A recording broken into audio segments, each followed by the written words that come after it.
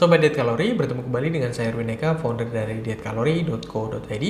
Dan di video kali ini kita akan membahas tentang diet yang kita jalani ya, atau mengatur pola makan supaya tidak berlebih, juga memiliki dampak terhadap misi untuk menyelamatkan bumi. Di video saya yang lain saya pernah menjelaskan seputar sampah makanan yang terjadi di sekitaran kita ya.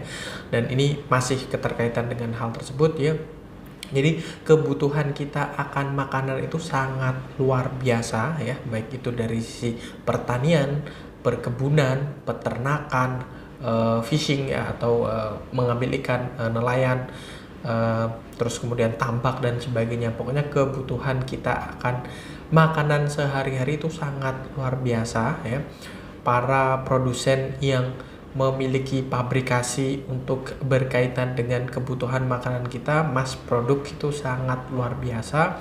Dan ketika kita terlampau banyak atau katakanlah memiliki kebutuhan akan makanan terutama ya yang dari sumber nabati yang cukup tinggi, maka akan mengakibatkan lama-kelamaan ekosistem yang terjadi di sekitar kita akan bermasalah. Bahkan misalnya ya yang terjadi saat ini berkaitan dengan climate change ya, perubahan iklim yang cukup drastis, ini juga tanpa disadari memiliki korelasi atau memiliki hubungan dengan pola makan yang terjadi terhadap diri kita. Banyak sekali orang-orang yang beralih menjadi seorang vegetarian demi untuk menyelamatkan bumi, demi untuk supaya bumi ini lebih bisa bertahan lebih lama dari kerusakan-kerusakan yang terjadi akibat dari ulah kita sebagai manusia. Banyak sekali rumah pemotongan hewan, terutama kebutuhan akan daging merah, ketika mereka melakukan pemotongan atau penyembelihan ya, mereka akan membentuk gas metana ya, yang memiliki sifat merusak lapisan ozon ya yang kita miliki, membuat efek rumah kaca dan sebagainya. Anda bisa mencari info lebih lanjut tentang gas metana yang diproduksi dari rumah pemotongan hewan tersebut. Dan juga ya, bukan hanya nabati saja, tetapi bukan hanya hewani saja ya yang saya maksud tadi ya, kebutuhan akan protein hewani ya dari daging, misalnya sapi, terus kemudian babi misalnya bagi yang mengkonsumsinya, atau domba, kambing dan sebagainya. Dan juga misalnya dari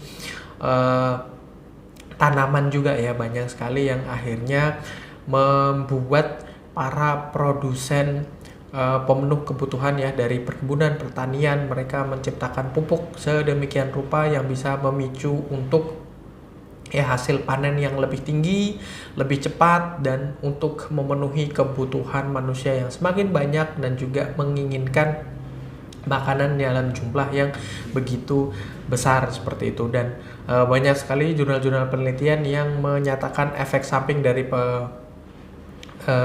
pertanian semacam seperti itu yang sifatnya mass ya, demi memenuhi kebutuhan banyak sekali orang, akhirnya merusak tanah, merusak air ya, menimbulkan polusi dan sebagainya. Belum lagi kegiatan misalnya fishing, pemancingan dengan menggunakan alat-alat yang bisa merusak ekosistem dan sebagainya. Sehingga ya, sesuai dengan judul dari video ini, mari kita coba mengkonsumsi makanan secara bijak. Kita makan karena kita butuh, karena kita menyadari bahwasanya makanan yang kita makan ini merupakan salah satu cara kita untuk bertahan hidup dan cara kita memperoleh sumber energi. Jadi bukan hanya asal enak, asal kenyang, asal lezat dan sebagainya, untuk ya kaitannya dengan menjaga bumi kita ini senantiasa lestari.